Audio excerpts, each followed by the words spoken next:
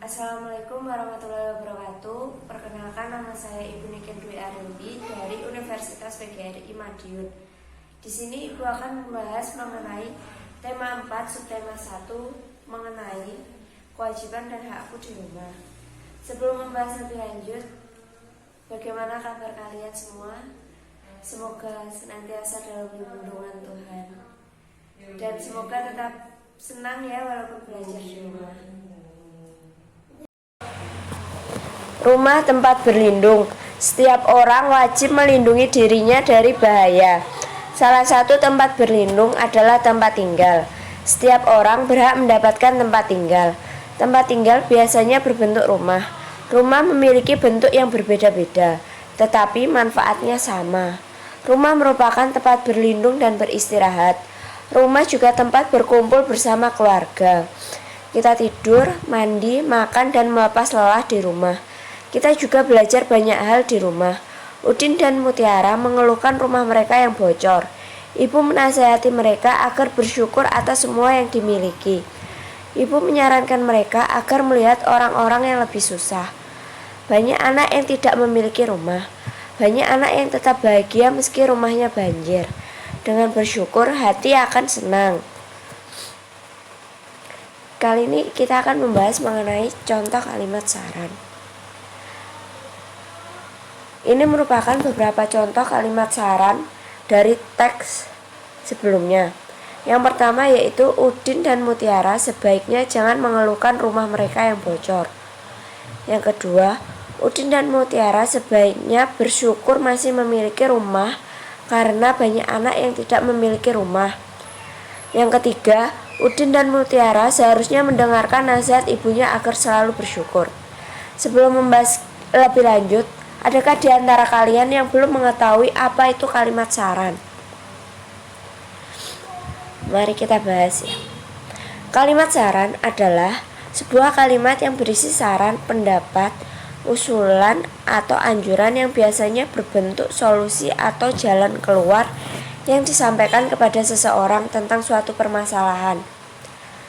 Hal-hal yang perlu diperhatikan dalam membuat kalimat saran, yang pertama yaitu mengetahui permasalahannya terlebih dahulu. Yang kedua, sampaikan saran dengan bahasa atau kalimat yang baik, sopan, dan santun. Yang ketiga, dapat ditambahkan dengan argumen atau alasan atau pendapat yang mudah dipahami. Yang keempat, yaitu saran diberikan dengan tujuan untuk memperbaiki suatu permasalahan.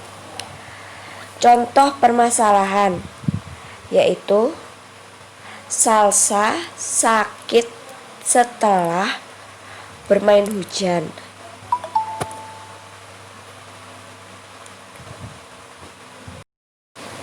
Contoh permasalahan semisal ayah adalah seorang perokok. Tiba-tiba ayah batuk-batuk. Contoh kalimat saran yaitu ayah sebaiknya berhenti merokok karena merokok mengganggu kesehatan. Contoh dari kalimat saran yaitu ayah sebaiknya berhenti merokok. Sedangkan alasan atau argumen yang memperkuat saran tersebut adalah karena merokok mengganggu kesehatan. Kata-kata yang umum digunakan dalam membuat kalimat saran. Yang pertama berisi sebaiknya, seharusnya, ada baiknya, menurutku, lebih baik, saran saya, atau usul saya. Kamu wajib bersyukur memiliki tempat tinggal. Tempat tinggal akan melindungi dirimu dari bahaya. Kamu juga wajib merawat dan melindungi tempat tinggalmu. Apa saja kewajiban dan hakmu berkaitan dengan tempat tinggal? Yang pertama yaitu kewajiban kalian di rumah. Yang pertama, bersyukur karena memiliki tempat tinggal. Kedua, menjaga kebersihan dan kerapian rumah. Ketiga, bicara lembut dan sopan. Keempat, membantu merapikan dan menata rumah. Yang kelima, saling menolong dan memaafkan. Yang keenam, saling mencintai, menjaga, melindungi, dan menghargai. Sedangkan hak kalian di rumah yaitu mendapat tempat tinggal. Yang kedua, mendapat rumah yang bersih dan rapi. Yang ketiga, dicintai, dijaga, dilindungi, dan dihargai. Yang keempat, yaitu diperlakukan dengan lembut dan sopan. Untuk membahas lebih lanjut, adakah di antara kalian yang belum mengetahui kewajiban itu apa, hak itu apa? Mari kita bahas. Kewajiban adalah sebuah bentuk dari hal yang harus dilakukan dengan segala macam bentuk dari rasa tanggung jawab. Sedangkan hak adalah sebuah bentuk yang dimiliki oleh seluruh manusia dan diperoleh setelah melakukan kewajiban. Jadi, kita melakukan kewajiban terlebih dahulu untuk mendapatkan hak. Contoh lainnya, kita wajib belajar dan pergi ke sekolah. Hak yang akan kita dapat adalah kita mendapatkan nilai bagus, kita mendapatkan pujian, dan kita akan naik kelas. Seperti itu contohnya.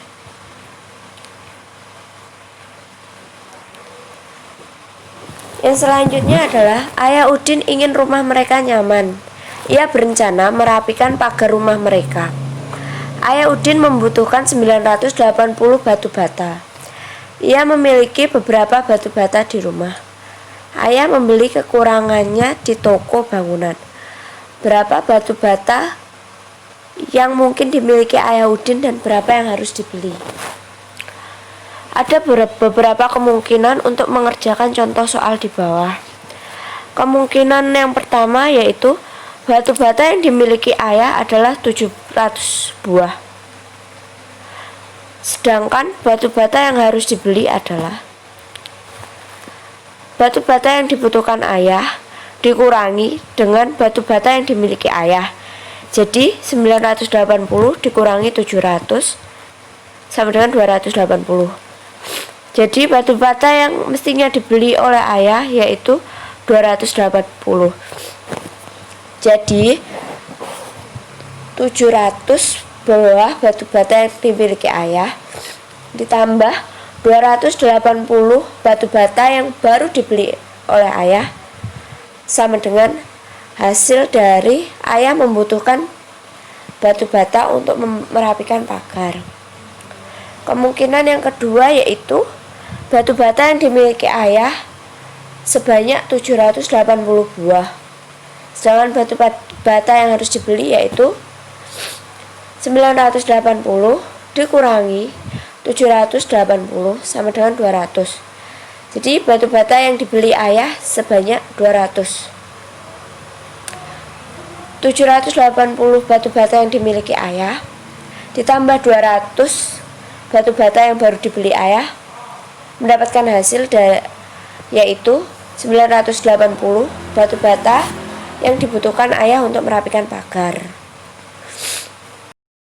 Sekian penjelasan dari Ibu.